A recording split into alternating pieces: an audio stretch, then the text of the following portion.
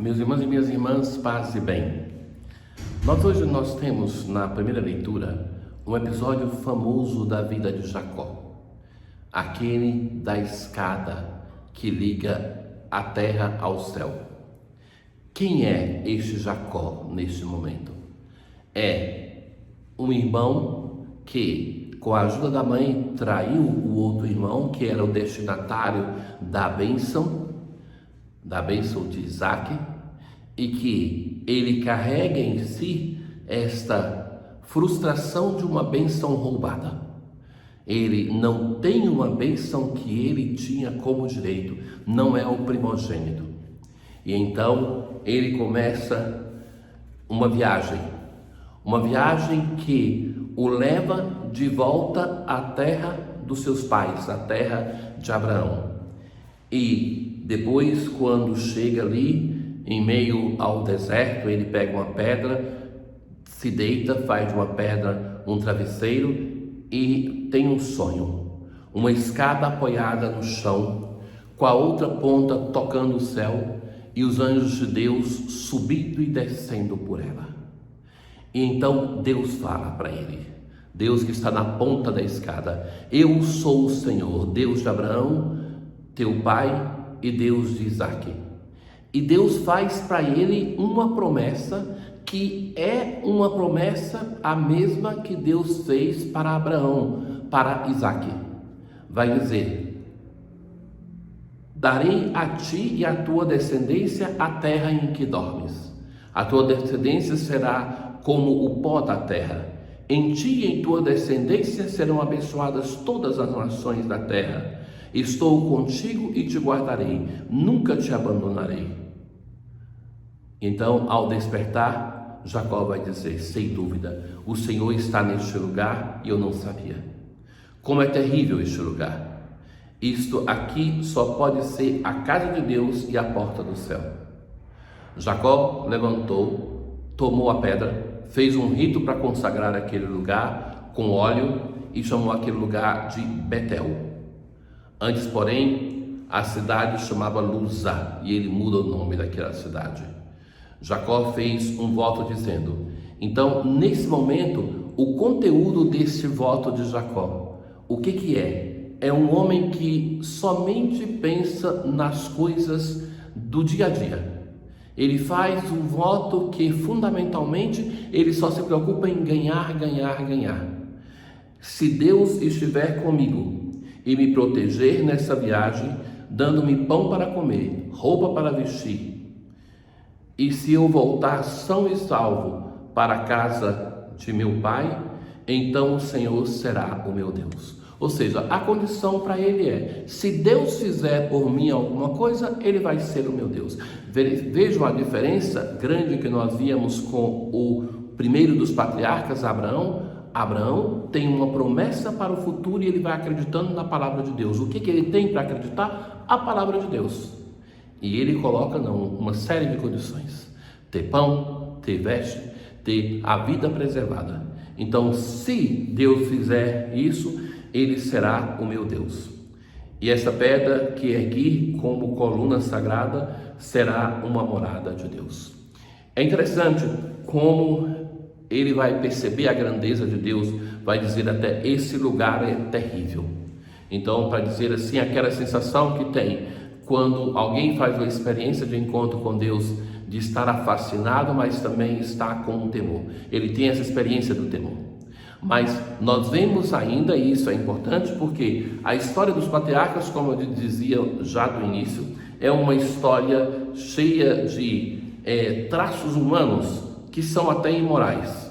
Então, por exemplo, esse patriarca que rouba a bênção do primogênito, e ele vai e agora tem um primeiro sinal de Deus que o abençoa, que está próximo a ele. E a história desse patriarca vai continuar. Então é interessante perceber isso, como mesmo na miséria humana, mesmo naquilo que não tem valor nem humanamente, Deus vai construindo a sua história, não por causa do mérito de Jacó, que ainda não tem esse mérito, não tem mérito algum ainda, mas por causa da graça de Deus, Deus vai confirmar nele, neste um dia, a bênção que ele roubou de Esaú. Hoje no Evangelho, nós temos um milagre que nós já ouvimos na narração dos 2 milagres do Evangelho de hoje, na narração de Marcos, e é a terceira sessão dos 10 milagres que Mateus conta. Nós ouvimos, depois do Sermão da Montanha, uma narração de 10 milagres. 3, Jesus fez uma formação para os discípulos, depois outros 3, Jesus tem um outro momento formativo, e agora, dessa última parte, a narração de 4 milagres.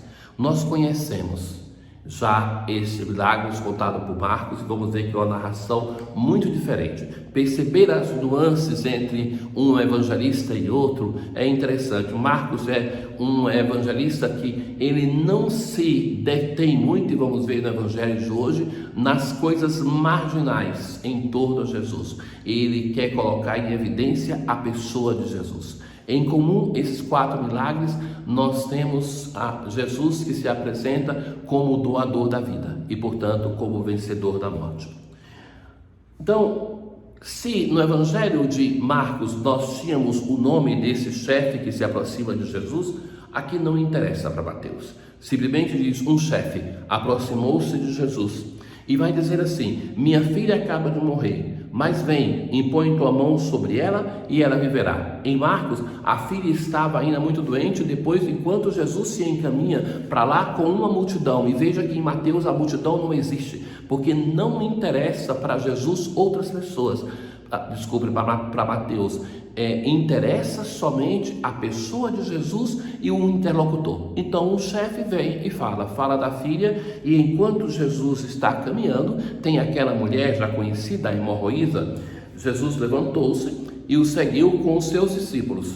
Não se fala em nenhum momento de multidão, e uma hemorroísa que sofria há 12 anos, e não se descreve muito o sofrimento dela, como no Evangelho de Marcos. Ela tocou na barra de Jesus. Não tem aquele diálogo entre Jesus e os discípulos: quem me tocou? Mas Jesus simplesmente se volta para ela e diz: coragem, filha, a tua fé te salvou. E a mulher ficou curada, e a partir daquele instante. Então vejam que e Jesus aqui é apresentado propriamente como o Salvador.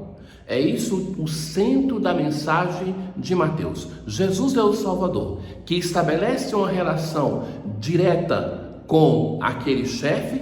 Ele dá atenção para ele, ouve a mensagem que a filha está morrendo, e agora ele se volta para essa mulher e a cura.